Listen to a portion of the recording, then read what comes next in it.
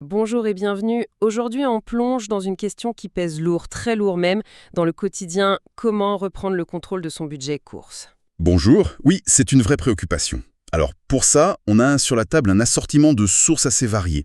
Des blogs sur les finances perso, des analyses d'associations de consommateurs et même des descriptions d'applications. Voilà, la mission est claire, distiller les stratégies concrètes, les astuces qui marchent, pour que chaque euro dépensé soit un euro, disons, bien dépensé. Et c'est vraiment le sujet du moment. Pour donner une idée de l'enjeu, une source comme Chouette Monnaie nous rappelle un chiffre: le budget alimentaire moyen pour une famille de 4 en France, c'est environ 650 euros par mois. Ce qui est déjà une somme. Oui, mais le chiffre qui frappe vraiment, c'est celui d'une étude d'Innov. Même si l'inflation se calme un peu, les prix à la caisse restent, en moyenne, 24% plus élevés qu'en 2021. 24%. C'est énorme. On n'est plus dans l'optimisation pour le plaisir. Pour beaucoup de foyers, c'est devenu une nécessité absolue. C'est ça. Et face à cette pression, il y a un mot qui revient absolument partout dans nos lectures, c'est presque une évidence, la planification. Ah, la fameuse planification. Mais on ne parle pas d'une petite astuce là. C'est vraiment la stratégie maîtresse. Chouette Monnaie estime qu'une bonne planification peut générer presque mécaniquement 15 à 20% d'économies. Ce qui est déjà colossal. Exactement. Mais ce qui m'a intéressé, au-delà des chiffres, c'est une idée du blog Le Cul de Poule.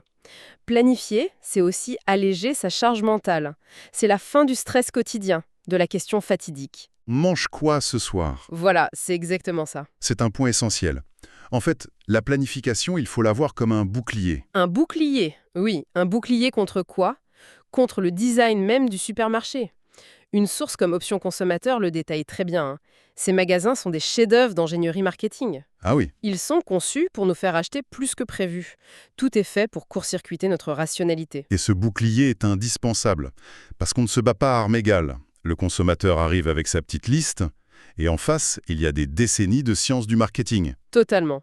L'odeur du pain chaud à l'entrée. Pour ouvrir l'appétit, bien sûr. Les paquets de bonbons colorés placés pile à hauteur des yeux des enfants. Et les fameuses têtes de gondole, ces emplacements en or que les marques s'arrachent. C'est un véritable parcours d'obstacles pour le portefeuille. C'est ça. D'où le conseil de base, c'est presque un mantra, ne jamais faire ses courses le ventre vide. La première règle. C'est la première règle pour ne pas se jeter sur le premier paquet de gâteaux. Mais au-delà de ça, une planification efficace, ça se décompose en 3 temps, d'après nos sources. D'accord. Première étape, l'inventaire. Le site Neary insiste beaucoup là-dessus. Avant même de penser à ce qu'on va acheter, il faut savoir ce qu'on a déjà. Ouvrir les placards, le frigo, le congélateur. Voilà. C'est tellement simple, mais tellement essentiel pour éviter les doublons. Qui n'a jamais découvert en rentrant qu'il venait d'acheter un troisième pot de moutarde, Ah, le 3e pot de moutarde, c'est un grand classique. alors que les deux autres n'étaient même pas entamés? Chez moi, c'est la crème fraîche. J'ai l'impression d'en avoir toujours 3 d'avance, au cas où. C'est précisément ce genre d'habitude irrationnelle que l'inventaire permet de corriger. Ok, donc une fois qu'on sait ce qu'on a, vient l'étape 2, construire le menu de la semaine. Et là, l'idée de génie que j'ai repérée chez Nirio, c'est de construire ce menu autour de ce qu'on possède déjà. Et bien sûr en fonction des promotions des catalogues. Logique. Mais une discussion sur Reddit ajoute une couche de subtilité que j'ai trouvée brillante. Concevoir des recettes qui partagent des ingrédients. Ah, ça c'est malin. Si on achète une botte de persil pour un plat du mardi, on prévoit une soupe ou une salade pour le jeudi qui utilisera le reste. Fini le persil qui fane au fond du bac à légumes. En théorie, c'est parfait. Mais il faut être honnête. L'étape du menu est souvent celle où les gens décrochent. Ils se sentent un peu comme des chefs cuisiniers obligés de tout prévoir. Oui, ça peut faire peur. Voilà. Le conseil de Reddit est crucial ici. Il ne s'agit pas de faire de la grande cuisine, mais de la cuisine maligne et anti-gaspi. D'accord. Et enfin, la 3e étape, la plus évidente, mais la plus difficile, la liste. Nirio le martèle. Une fois en magasin, on s'y tient. C'est une discipline de fer. Attends, j'ai lu un truc qui m'a scotché dans les sources. Une méthode presque mathématique pour faire ses courses. La technique 6-1 de Will Coleman. Ah oui, la 6-1. L'idée de mettre des chiffres aussi précis sur son caddie, ça paraît radical. Le principe, c'est par personne et par semaine. 6 légumes, 5 fruits, 4 protéines, 3 féculents, 2 sauces et un produit plaisir. Est-ce que ça marche vraiment, un truc aussi rigide? Ce qui est puissant avec cette méthode, c'est qu'elle transforme les courses en un jeu avec des règles claires. Ça élimine l'hésitation, la fatigue décisionnelle. Je vois. Et les résultats peuvent être spectaculaires. La source mentionne un budget qui peut passer de 800 à 400 € par mois. La moitié. C'est un cas extrême, bien sûr, mais ça montre le pouvoir d'un système. Mais soyons clairs, tenir une telle discipline manuellement, c'est exigeant. Et c'est là que la technologie devient une alliée. Précieuse. Exactement. On entre dans l'ère des outils stratégiques. Le chiffre qui m'a marqué vient de Quel Bon Plan, citant une étude IFOP. 87% des Français utilisent leur smartphone pour optimiser leurs courses. 87%, c'est quasiment tout le monde. Ce n'est plus un gadget de niche, c'est une pratique de masse. Alors, dans cette jungle d'applications, comment on s'y retrouve? Commençons par celle qui aide à la planification. On a un trio qui ressort. Cookmate, Bring et Invendo. Oui, ça fait beaucoup. Si on ne devait en choisir qu'une, laquelle aurait le plus d'impact? C'est une excellente question, parce qu'elles ne répondent pas tout à fait aux mêmes besoins. Cookmate, c'est le cerveau de l'opération. D'accord. Importe des recettes, elle génère la liste de courses triées par rayon, et surtout, elle déduit ce qu'on a déjà. Quel Bon Plan estime l'économie à 80 € par mois. 80 € rien qu'avec ça. C'est énorme. Mais ça demande un petit investissement en temps au début. Ok, donc Cookmate, c'est pour ceux qui veulent vraiment construire un système complet. Et Bring, alors? Bring, c'est la simplicité et la collaboration. C'est la liste de courses partagées, parfaite pour un couple ou une famille. Fini les SMS, t'as pensé au lait. Ah oui, ça c'est pratique. L'interface avec de petites icônes est très visuelle, ça évite les erreurs. C'est le point d'entrée le plus simple, je pense, pour commencer à s'organiser à plusieurs. Et Invendo? Alors, Invendo, c'est le niveau expert. C'est la gestion d'inventaire de toute la maison avec alerte de péremption. C'est pour les hyper organisés qui veulent traquer le moindre pot de yaourt. D'accord, je vois. Donc, pour résumer, Bring pour un gain rapide et familial, Cookmate pour une optimisation poussée, Invendo pour un contrôle total. Très clair. Donc, on a planifié, on a fait nos listes, mais notre portefeuille n'a pas encore vu la couleur du moindre euro d'économie. J'imagine que l'étape suivante, c'est de voir comment la technologie nous aide à payer moins cher au moment de passer à la caisse. C'est ça. Et là, l'application star, c'est évidemment Too Good To Go. Le principe est bien connu, sauver les invendus des commerçants à prix cassé. Oui.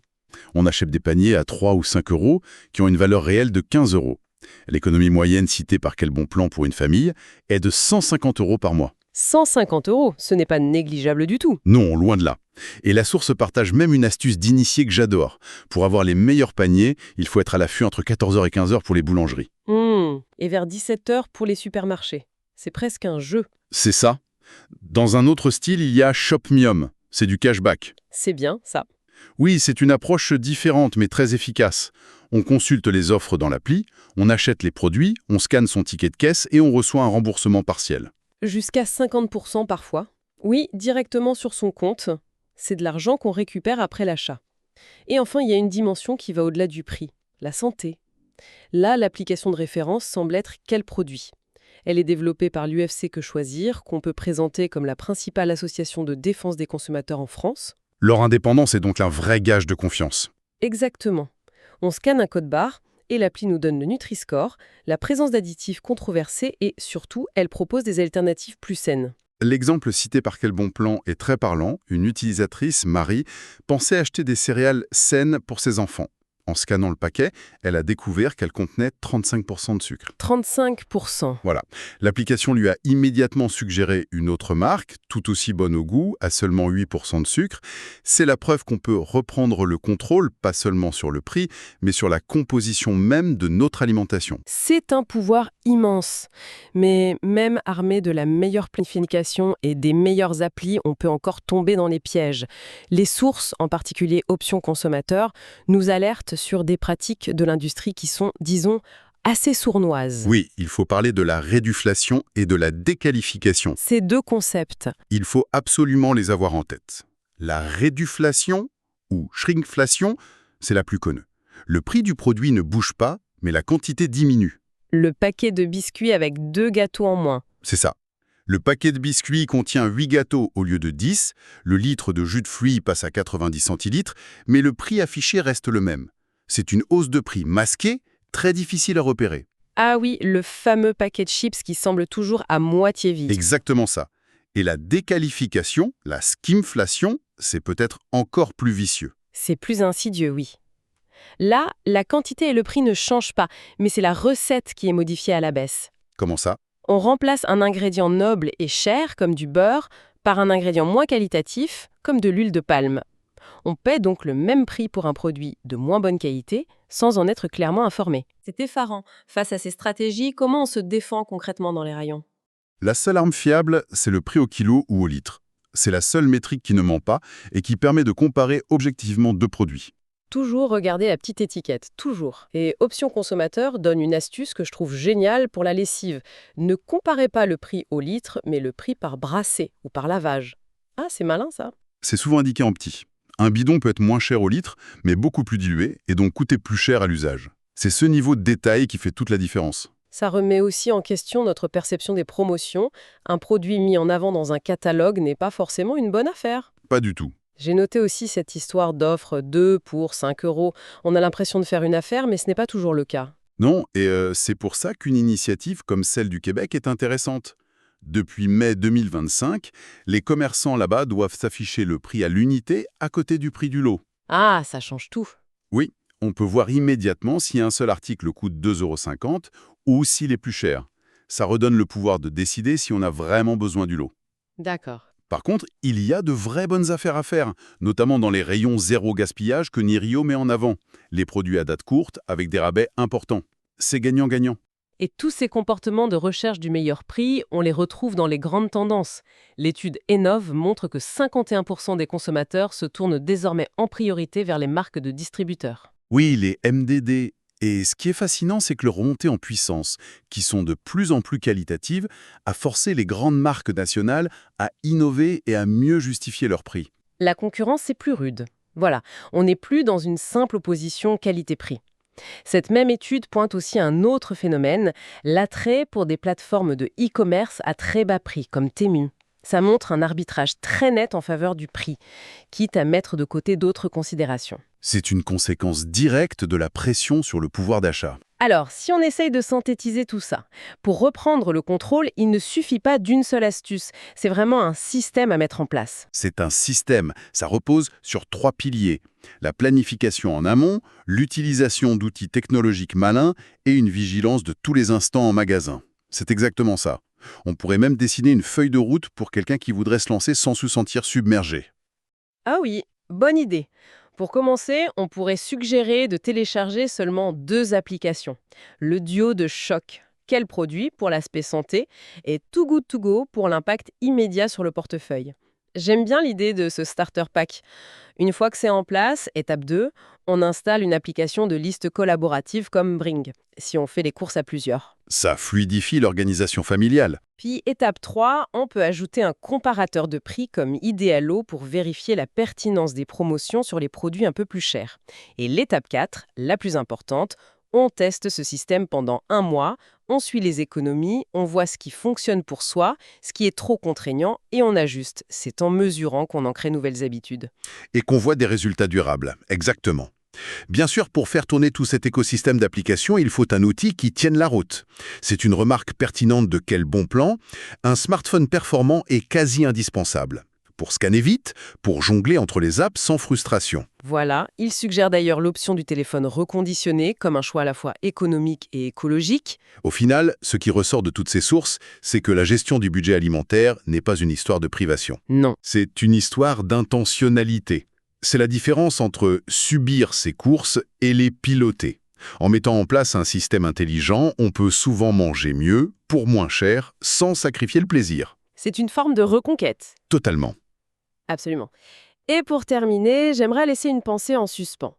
On a beaucoup parlé de comment optimiser ce que l'on achète et la manière dont on l'achète dans les circuits classiques.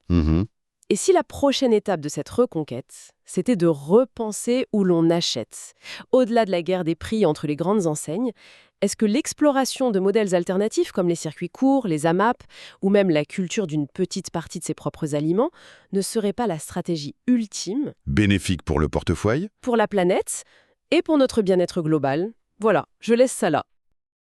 Et si on reprenait les choses en main? Je parle des courses, du budget, de la cuisine. Mais attention, sans se mettre une pression de dingue.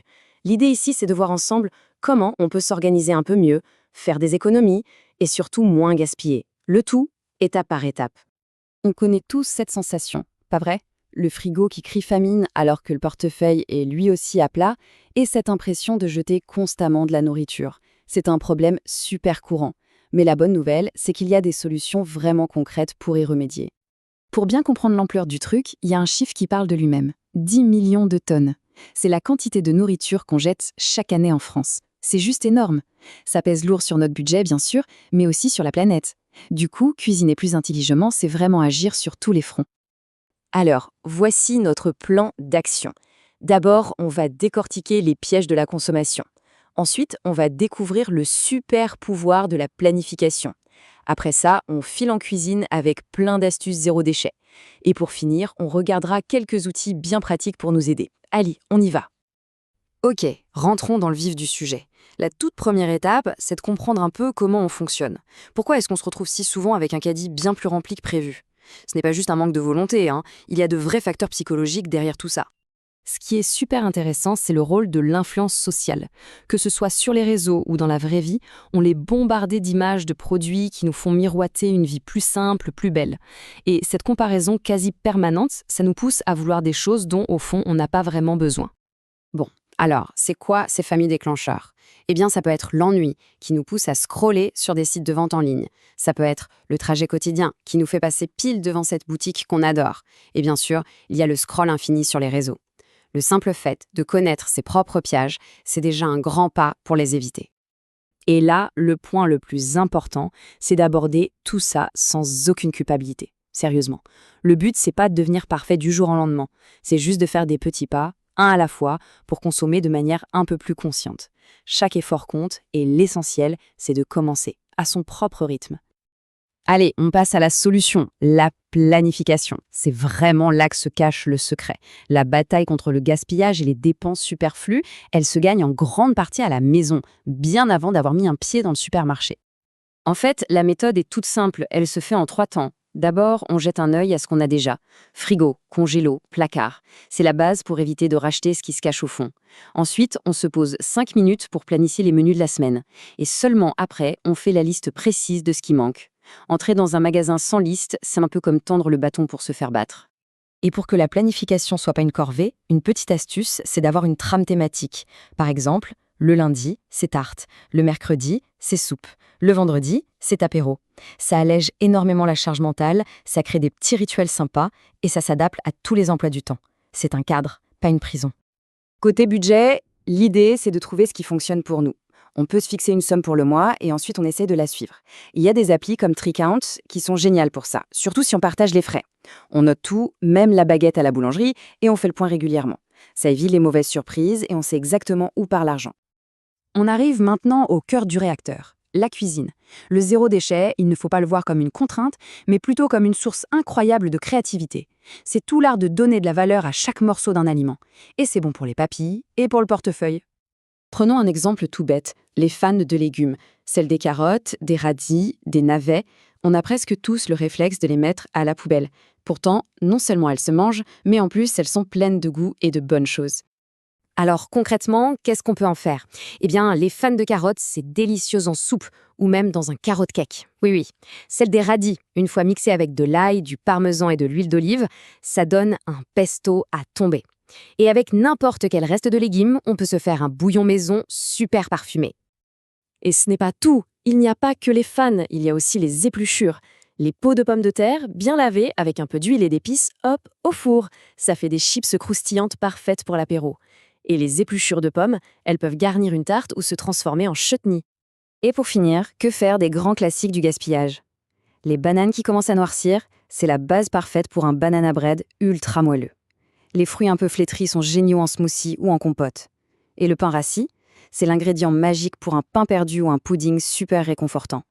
Pour mettre en place toutes ces bonnes habitudes, on n'est pas obligé de tout faire avec un carnet et un crayon. Heureusement, la technologie peut nous donner un sacré coup de main pour nous simplifier la vie et rester organisés. Il existe aujourd'hui des applications de gestion d'inventaire pour la maison. Des outils comme Invendo, par exemple, permettent de savoir en temps réel ce qu'il y a dans les placards, le frigo, le congélo. On peut y faire ses listes de courses et surtout recevoir des alertes avant que les produits périment. C'est un peu le centre de contrôle de la cuisine. Et les bénéfices, ils sont hyper clairs et répondent directement à nos problèmes du début. On économise de l'argent parce qu'on évite les doublons et le gaspillage, on gagne du temps parce que les courses sont plus efficaces, et surtout, on a moins de stress parce qu'on a une vision claire de ce qu'on a. L'impact est vraiment visible. Fini la liste de courses en papier qu'on oublie sur la table de la cuisine, place aux listes partagées sur le téléphone. Fini la mauvaise surprise de trouver un produit périmé au fond du frigo, place aux alertes qui nous préviennent. Franchement, c'est un vrai gain d'efficacité. Voilà, on a vu pas mal de pistes. Mais l'idée, ce n'est surtout pas de tout changer d'un seul coup. Le plus important, c'est de piocher une ou deux idées qui nous parlent, et de commencer par là. Chaque petite habitude qu'on met en place, c'est déjà une victoire.